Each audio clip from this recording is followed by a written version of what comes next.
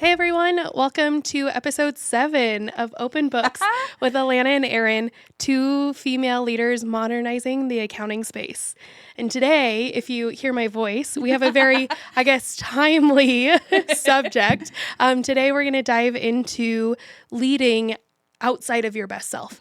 And I've actually been under the weather for about a week or so for the first time in many years. So I've definitely kind of been hit hard by the leading when you're not your best self. Definitely. So I think this will be probably a good episode. So to start it off, Erin, what does it look like, or how do you recognize when you're not your best self to your team? It's usually pretty obvious to everyone fairly quickly. I usually get a lot shorter just in conversations. I am much less willing to deal with the bullshit. Yeah.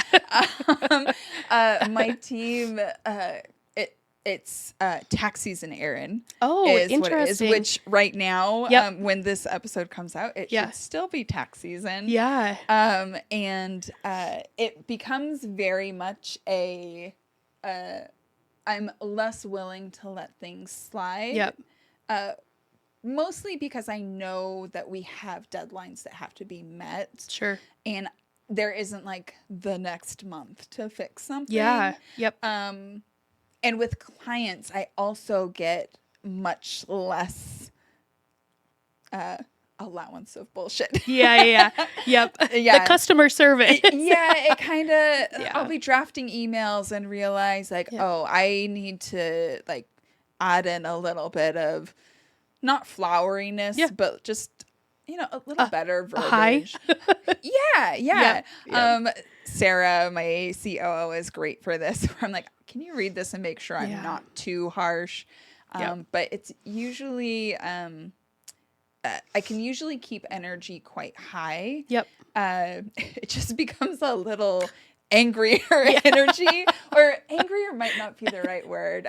Fiery, maybe? Fiery, yes. Yeah. That's perfect. Because it's not really anger. No. It's just like, we got to get stuff done. Yep. So, how about yourself? I'm pretty similar. I think I really notice that I'll tend to shut down a little bit more. I really start to notice my emotional capacity is out the window. Yeah. Like I have to focus on I have to focus when an employee wants to talk about something other than the deadline at hand. I really have to push myself and remind myself that, there are still other things going on. And I try to remind myself of that, of like, everything else is continuing to operate as well, with a deadline. Right. But yeah, just lose a lot of my emotional capacity. I get short. I might get a little sarcastic sometimes. Oh. Yeah, which I have to keep in check of what am I really trying to say. Right. Because that's not fair. Right. I'm normally a very sarcastic person. So sometimes it gets a little lost, but it maybe like fiery sarcasm is probably what I would say. Like it's just a little bit more pointed. So I have to like remind myself that say what I'm trying to say or kind of move on type of thing. But pretty similar, I guess, to what you would say. I feel like it's a very common, that shortness, that more pointed feedback that would probably be taken a little bit, would be taken better by the receiving person if we weren't quite as fiery is the great word for that. But tax season, Alana, as well. Yeah, I think so.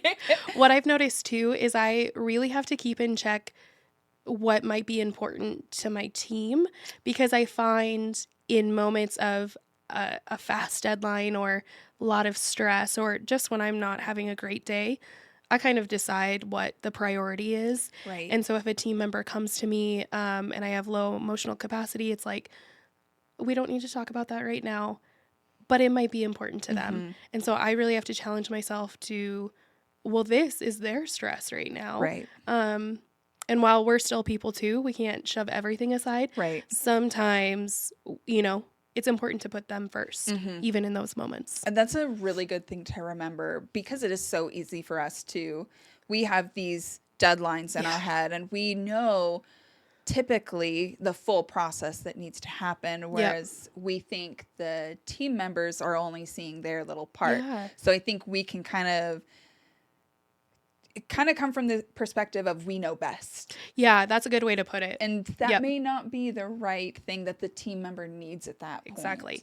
I know I've definitely dealt with that this week. Yeah. Where I'm like, we've got a deadline to hit. We need to get all these sets of books out. Yep.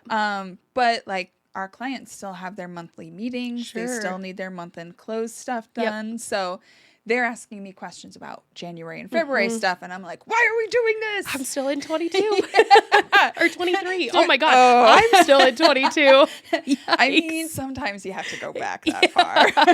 Oh man. But yeah, it's so easy to be like, I just don't have time for that. Or this needs to be prioritized when they also know what is super important for their clients. Yep. And that might mean that we have to talk about stuff that I may not prioritize. Yep. That's a really good point. Yeah. So when you notice that you are not your best self, how do you go about trying to turn that around with your team or with your clients? Yeah. I think that you have to be vulnerable in order to turn it around. I think because especially in those moments, you might think like, well, I'm just going to strong head my way through this. Yeah. And that can be detrimental to your dynamic with your team. And it can completely shatter a lot of the trust that you've built up. So I think like for me, acknowledging to myself, like, hey, I'm, had a couple rough days, or I'm having a rough day right now, or I know I'm going to have a couple hard days coming up. I try to put boundaries for myself. So after I recognize it, I might block off my morning and work with the door shut for 3 hours. I think it's important not to do that always and just say like, well, every day I'm having a bad day, right? That's not true, right? Right. So, but when things are really tough for me, I'll block myself off for 2 or 3 hours, because it also helps me mentally turn around if I can knock out a chunk of work. Like that does help me mentally. Right. So if I allow myself just time to work, not having to juggle, people popping in for a little bit, that helps a lot for me. And just being honest with myself that I'm having a rough day. Yeah. Everyone does. Yep. And so just reminding myself of that, I think, is important. Yeah. What about you? Usually I do okay kind of in the day-to-day of keeping energy high and not being too short. But when I recognize it's getting to the bad point. Yeah. Usually I just need to step away from the computer altogether. Oh, sure. Okay. Take the dogs on a walk or go have lunch in the kitchen or we eat dinner in the kitchen. So go eat lunch there or have a snack there and just give myself that space to kind of reset my whole thinking of like stepping away, totally disconnecting, even if it's for 5 to 10 minutes, it still helps. And then I can come back and be like, okay, I'm ready to focus on whatever it is, whatever my team needs. But that disconnect really helps me. And I have not always been good at it. It's been something that I've only started doing probably in the last maybe 3 or 4 months. Yeah. Okay. Because I didn't handle it at all before. It was just overflowing on everyone. So by taking those times, and also my spouse works differing hours, so he's home during the day. And so maybe it's stepping away and just having a conversation with him for a little bit. Just something to break that kind of repetition cycle of I'm frustrated, I'm tired, nothing's going right. Having that little break really helps separate that for me and gives me that break that I need. Though I do also do the time blocking, and that works out really well. It helps. Sometimes just getting away from the computer helps a lot. Yeah, I can totally see that. And I, was just thinking through, I don't know that I really step away, in those moments. And I think that maybe I Yeah, I might try that, to be honest, just to, a brain break a little bit. When you brought up your spouse, reminded me, I too, like, will call my husband. I work in an office, and so does he. But when things are, when I need to talk to somebody else for a minute, I call him, and he has always said, like, tell me something good. And I'm like, you tell me something good. Like, I need to hear something good, and it'll be something stupid, funny, whatever, anything but what I have at hand. And that really helps to turn things around. It also puts things in perspective for me of like, I love what I do. I love my team. I truly, like, as crazy as it is, I love accounting. It's not everything. And very there's true. so much more, right? Like, we're not saving lives, right? It's not life or death. While we do have really strong deadlines, nobody's, nothing tragic is going to happen, for the most part. So all that to say, like, those moments really put things in perspective for me, which helps. I think in the industry altogether, that perspective is somewhat lost, especially during tax season. It's super easy for anyone working with those deadlines to just drop every other thing and focus only on that. And it's such a restricting way to live your life. It is. But I think it's been the expected norm for so long.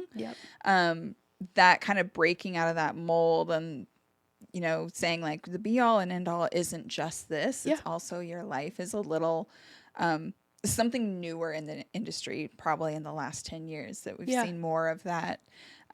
Not to say that there aren't still the traditionalists who live and breathe by the tax deadline. Which, like, hey, if it works for them, okay. For sure. I wouldn't necessarily want that life, but if they want it, totally. Okay, man. But kind of linking back to your thinking of something good and unrelated to work. That's what, like, I use my spouse. I use my dogs. Like, they're always doing something dumb. Gosh, yes. So if there's something that can just make me laugh or smile or like talk to my spouse about his family or talk to my parents, even just my parents are very cool and they are on Discord, which I know they are very technologically advanced. I love that. So it might be like hopping on a video call with my mom. That's awesome. Or, my brother's pretty busy, 5 kids. Like, that's busy. Pretty busy. But mom and dad are definitely there. Having that break, I think, is so important. And allowing yourself to be okay with that break. Yeah, that's the other side of it, right? Is being comfortable with, stepping away for a minute. Because it's very easy to have that the outside perspective is going to judge you for needing to take that break or step away. And kind of being comfortable with knowing what is going to help your mental health or help you get through whatever that hard time is really quite important. And it doesn't matter what other people think about it. Yeah. And I think to that point, what I was going to say is I'm pretty fortunate in my direct office as well that I have a couple people, colleagues who are other managers as well. And they understand that you can't be at your best self all the time. And sometimes you need a joke to get through the day, or like you just, need to say like, I'm not doing great today, or they're there also to celebrate the big wins as well. But I feel very fortunate in having those people in my access because I can be honest with them and tell them like, hey, I just need a break. Like, tell me something. And, I do the same for them as well. But I think that's huge as well, is like they recognize you need to take breaks as well. Because like you said, not everyone cops up to that. That you can't be 100% all the time. Right. Yeah. That grind mentality just isn't, and the looking down on people who need breaks, even though I think we all do. But having that support is huge. And then for us as leaders, being able to support our team members who may also be having a bad day and need to have that disconnect, or they need a joke or something, or they just need to vent. Sometimes you just got to get it out, blow off that steam, and then you're feeling better. Or, you know, even to like, I can think of a couple of situations just in this busy season where, you know, a team member comes to me and I'm like, sounds like you need a day off. Like, it sounds like you are at your peak of, you know, putting up with the bullshit, like you said. Sounds like you know, you need to take a day off. And so, and that's hard too in that moment, because it's like, boy, I'd love for the whole team just to be here grinding, but that's not what's best for this person. And so even if I need to cover for them, they need a break. Right. You know? Yeah. So it's important to recognize that with the team. That's such a good point. We're actually, like, with it being tax season, everyone needs a break. And we've been kind of evaluating what's the best way to help people through tax season. We haven't figured out the right way yet. I was talking to one of my team members and I was like, we don't want it to be any corporate bullshit, like pizza party. But something to show that we understand that everyone is putting their all in, and we are not all having great days. And we haven't quite figured it out. I might have an update in, you know, a couple episodes of what we end up doing. Because we're very much I would love to tell the whole team, like, you all need a day off. And maybe that's it. Maybe we all take a day off together and actually, like, make sure that no one's logging in, because that's the other problem. I know. They still work. So yeah, we're trying to find a way to do that, because I know I could use a break. Totally. The other leaders in the firm could use a break. The team members could definitely use a break. So we'll see. We'll see what happens. But kind of talking about that servant leadership, how do you really make sure to bring forward that servant leadership when your cup is empty? Well, I think primarily I try to lean on, like, the foundation of servant leadership. And I think in the hard times, if you truly believe in servant leadership, then fall back to the basics.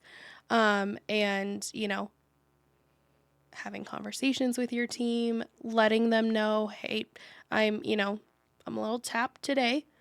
I'll be back and be better, but I'm a little tapped today. But I think, you know, just leaning on what is servant leadership, and treating yourself as you would a team member, and just allowing yourself to be vulnerable and understand that you know, need time to not be your best self. Because the worst thing you can do in those moments is, like I said, try to force your way into feeling better. You know, that's not going to help. Right. So you got to do something different in those moments. I really like the way it's back to basics.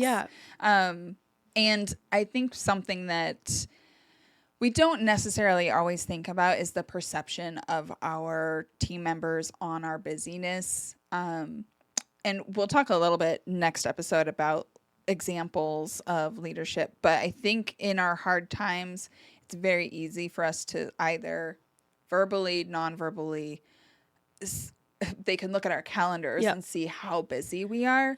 And falling back to those basics. What can I do to support you? I know I am busy, but, like, for us, we still have our one-on-ones every week. Those don't get pushed aside. They are exactly as long as they need to be, which could be 2 hours long or 30 minutes long. It's whatever that person needs. And for us, that is what works. Or for me and my team, that seems to be what is working best. I do, with new people starting out, and this is kind of part of my what have I learned from my team, is we had a new person starting in January, and she saw our calendars and just the vibe of the whole team all together was not panic, but stress. And so I noticed in our meetings when she would have questions, she'd be like, I know you're so busy. Like, this should only take a minute. And I stopped her several times. I was like, listen, yes, we are busy. it's that time of year. It's just how it is. But that does not, like, my priority of that busyness is not above my priority of making sure that you feel supported in your job as a new employee. Yeah.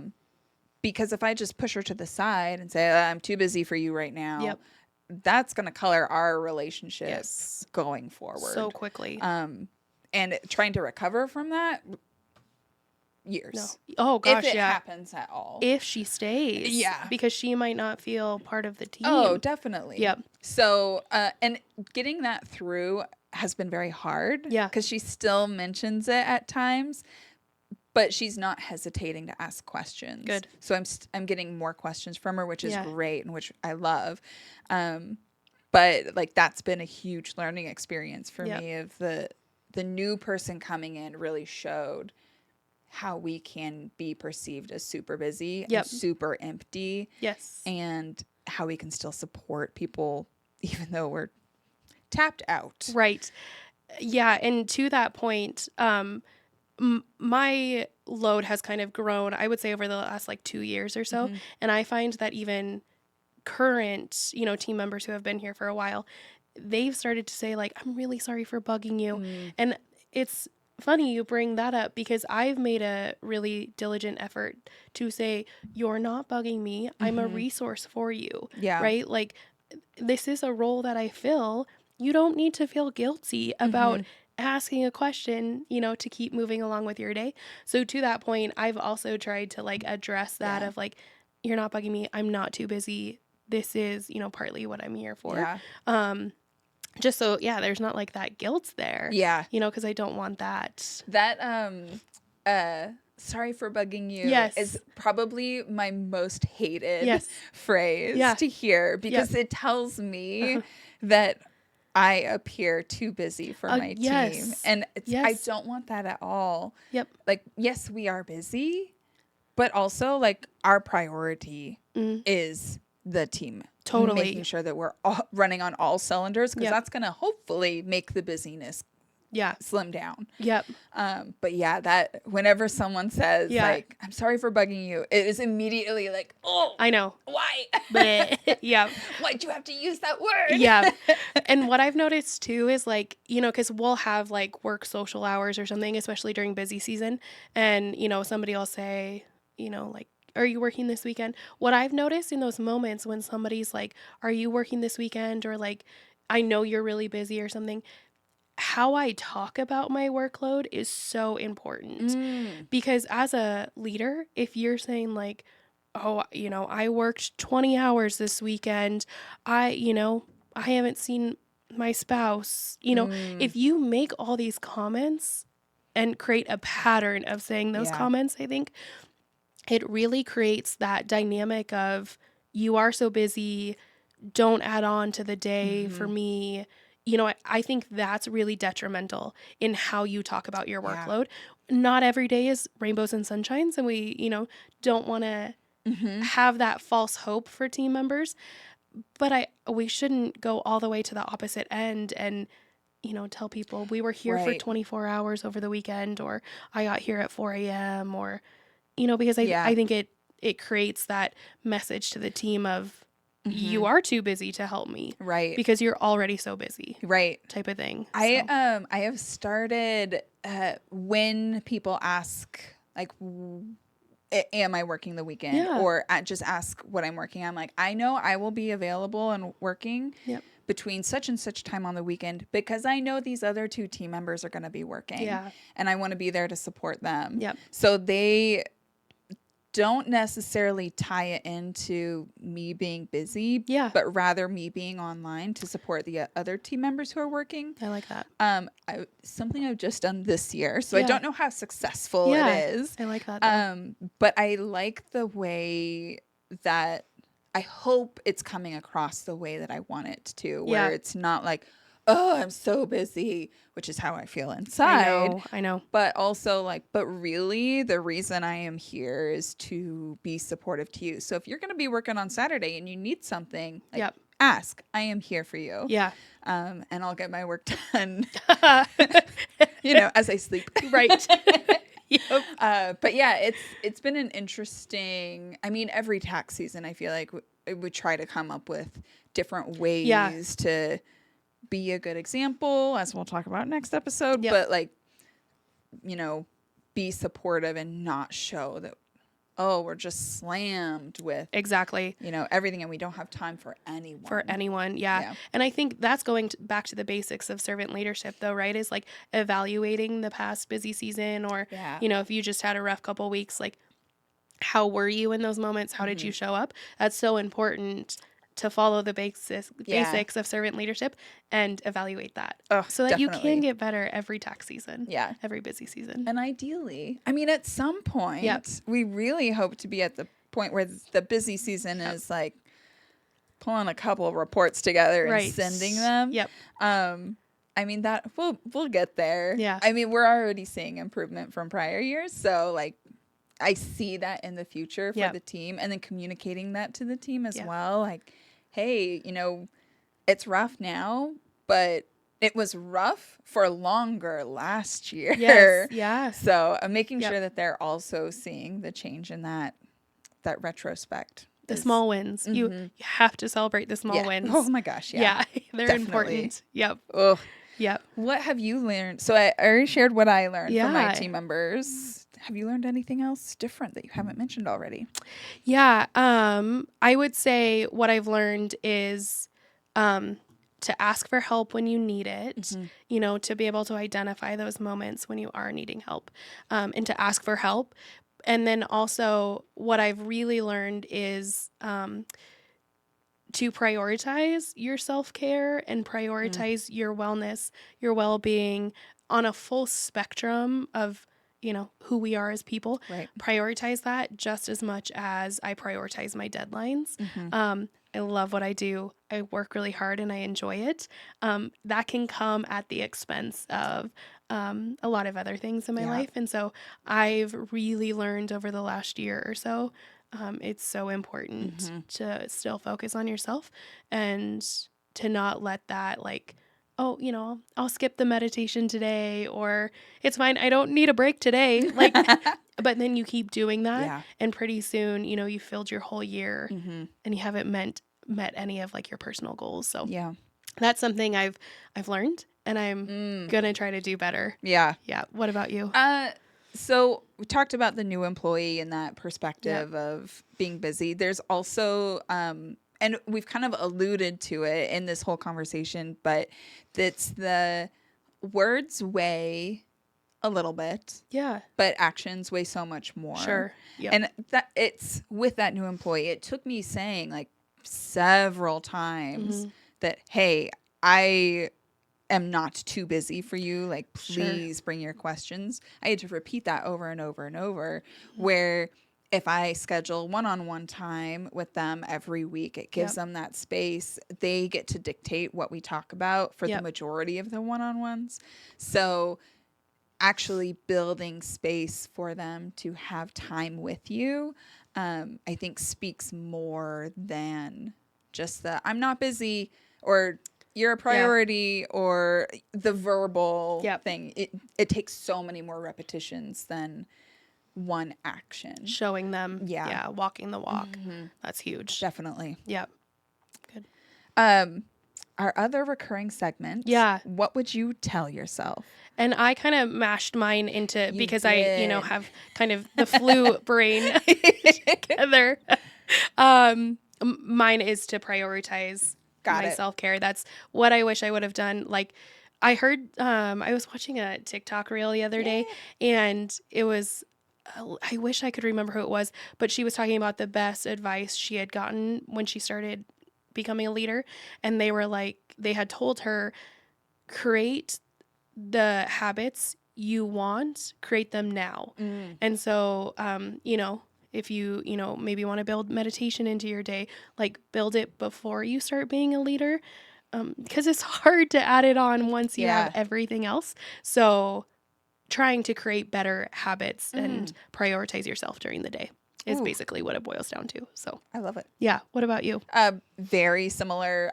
Focus on your mental health. Sure. Yes.